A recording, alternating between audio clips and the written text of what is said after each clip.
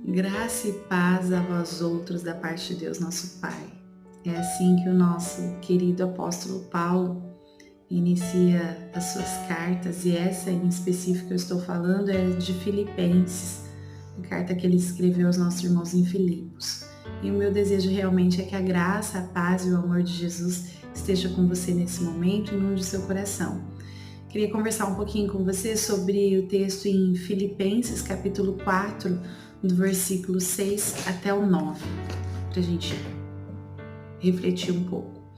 Diz assim, não andeis ansiosos de coisa alguma, em tudo, porém, sejam conhecidas diante de Deus as vossas petições, pela oração e pela súplica com ações de graça. E a paz de Deus, que excede todo entendimento, guardará o vosso coração e a vossa mente em Cristo Jesus. Finalmente, irmãos, tudo que é verdadeiro, tudo que é respeitável, tudo que é justo, tudo que é puro, tudo que é amável, tudo que é de boa fama, se alguma virtude há, se algum louvor existe, seja isso que ocupe os vossos pensamentos. O que também aprendestes e recebestes e ouvistes, vistes em mim, isso praticai, e o Deus de paz será convosco.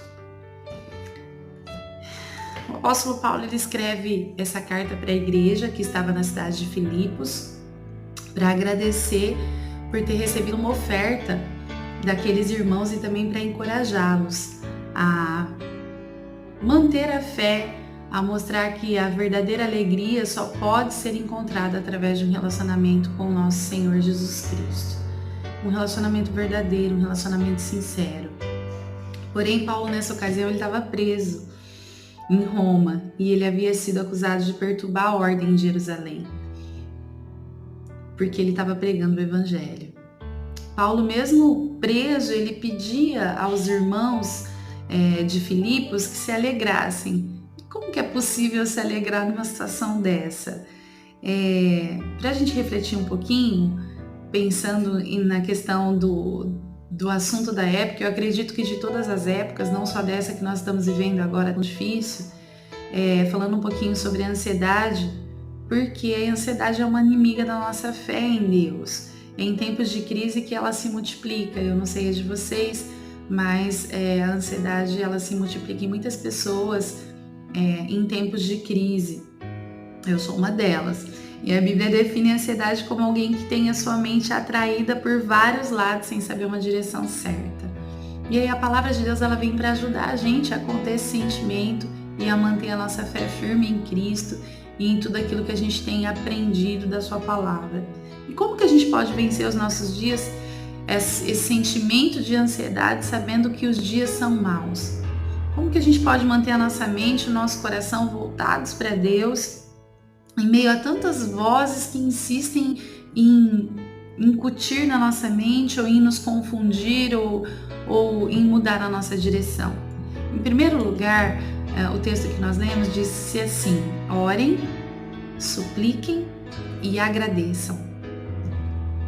Tem receita de bolo, mas a palavra de Deus ela é maravilhosa e ela nos dá diretrizes para a gente poder viver melhor. E a oração sincera, no primeiro ponto de orem, ela vem de um coração que antes de qualquer coisa adora a Deus.